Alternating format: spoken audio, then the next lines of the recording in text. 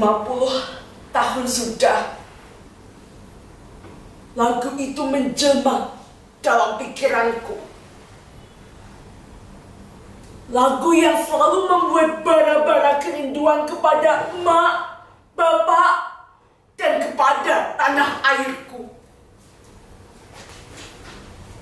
50 tahun sudah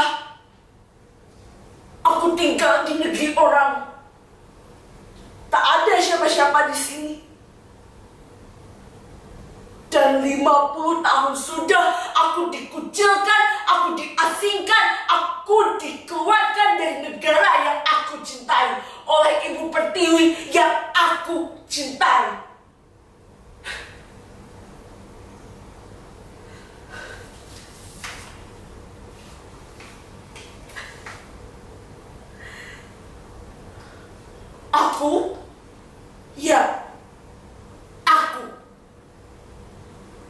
Aku masih ingat betul perasaan saat itu.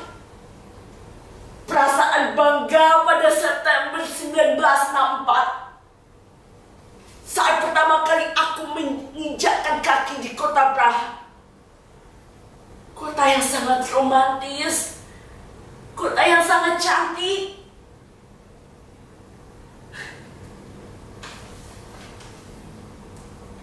Dan aku masih ingat betul saat itu.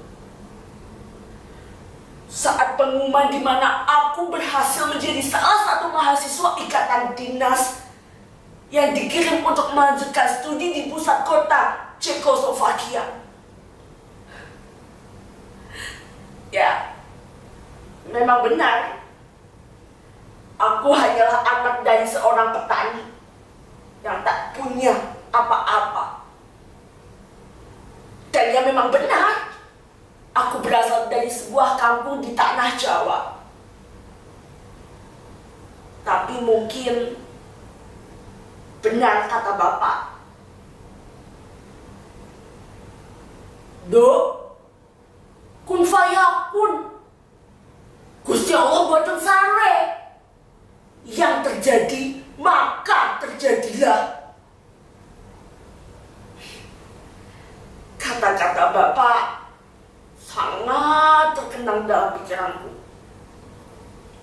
Dan aku yakin ada beribu-ribu bahkan berjuta-juta jalan menuju Roma. Dan keyakinan itulah yang membuatku berhasil menjadi salah satu mahasiswa institusi teknologi tertua bahkan terbaik di daratan Eropa Tengah.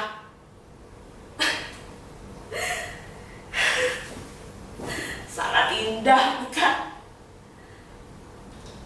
Setidaknya aku pernah merasakan perasaan bahagia saat itu. Walaupun semua itu tak berlangsung lama. Tidak lebih dari 13 bulan lamanya. Pada 1965, bahkan aku belum menyelesaikan studi bahasa Cekoku yang harus aku lakukan selama 1 tahun. Berita politik Indonesia sangat menggemparkan mahasiswa rantau kala itu. Tak terkecuali aku. Dan aku masih ingat betul kata salah satu ketua himpunan mahasiswa di Ceko, Surya, yang menjelaskan tentang gemparnya politik Indonesia sambil menggunakan cerutu rokoknya. Dia berkata,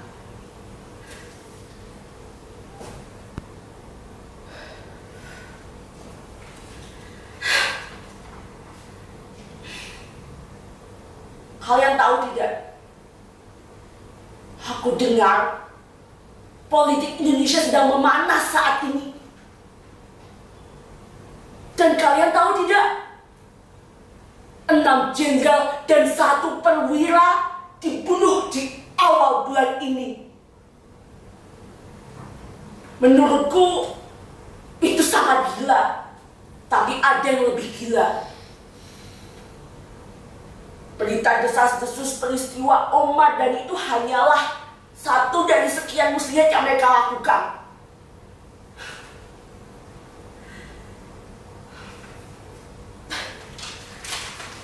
Dan aku juga dengar orang-orang itu akan melakukan sesuatu terhadap pergerakan anti-komunis.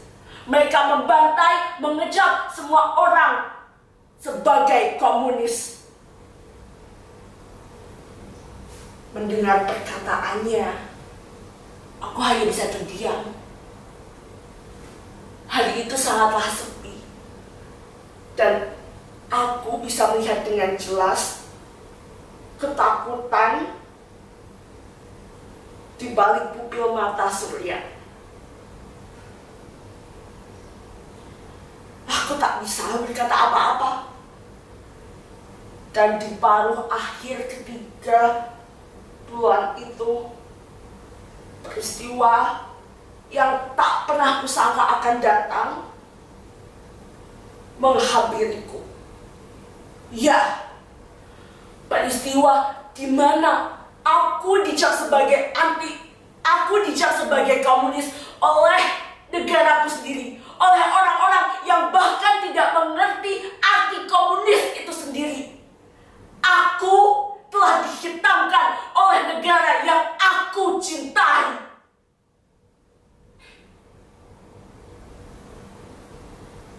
Aku tak bisa makan apa-apa. Beasiswaku dan teman-teman dicabut. Kami tidak lagi menjadi warga negara Indonesia. Tapi ada satu hal yang sangat kusyukuri.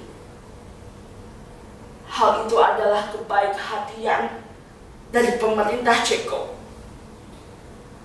Kami tetap bisa melanjutkan studi sampai pada akhirnya kami lulus di tahun 1969 dengan predikat summa cum laude. Perasaan bahagia itu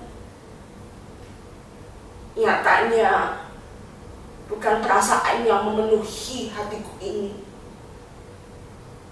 Hatiku telah penuh oleh perasaan pedih.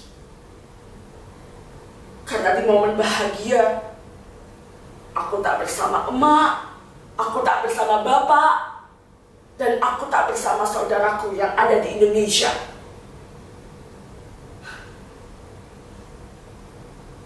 Hari-hari aku lalui dengan penuh pikiran, penuh kepedihan. Bahkan aku tak bekerja apapun selama 3 bulan. Sampai pada akhirnya aku menjadi salah satu konsultan di perusahaan multinasional. Tapi kebahagiaan itu juga tak berlangsung lama. Karena hal itulah yang membawaku kepada salah satu peristiwa penting, peristiwa terberat dalam hidupku, di mana aku harus mengambil kewarganegaraan lain, di mana aku harus melepaskan statusku menjadi warga negara Indonesia. Semua itu harus kulakukan supaya aku memiliki paspor dan bisa melakukan perjalanan dinas ke luar negeri.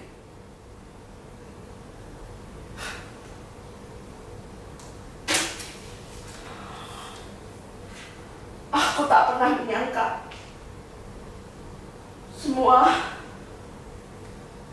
akan berakhir seperti ini. Perjalanan yang kukira hanya akan berakhir 5 tahun menjadi perjalanan yang nyatanya hampir ada di seumur hidupku. Tetapi semua itu mereda setelah periode Orde Baru runtuh, di mana aku dan teman-temanku tetap belum bisa kembali ke Indonesia, di mana aku dan teman-temanku tidak lagi berada di usia produktif untuk bekerja. Dan kalian tahu, di sisi lain, kami selalu mendapatkan lebih dari Indonesia. Kabar kematian dari emak, bapak, saudara kami. Dan kami hanya dapat satu kalimat.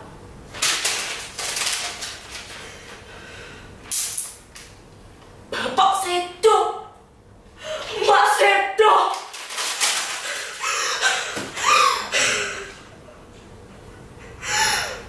Bayangkan, aku berjauh di sana dan aku hanya dapat satu kalimat itu. Aku tak bisa bertemu emak bapak sampai akhir hayatnya.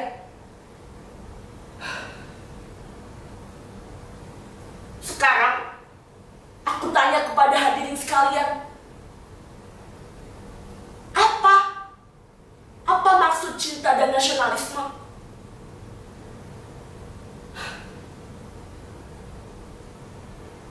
Aku sudah memiliki berjuta-juta rasa nasionalisme.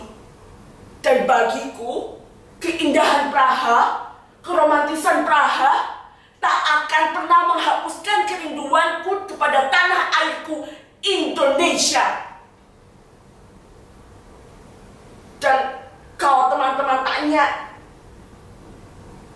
apakah pernah terbesit sedikit pun rasa pencintaan Indonesia? Tidak. Walaupun aku telah dikucilkan, aku diasingkan, aku dihitamkan, aku tidak pernah sedikit pun berpikir untuk membenci Indonesia. Dan ya, kartu kewarganegaraan hanyalah selembar kertas. Bagiku, aku akan tetap dan selalu mengatakan bahwa aku adalah orang Indonesia. Luar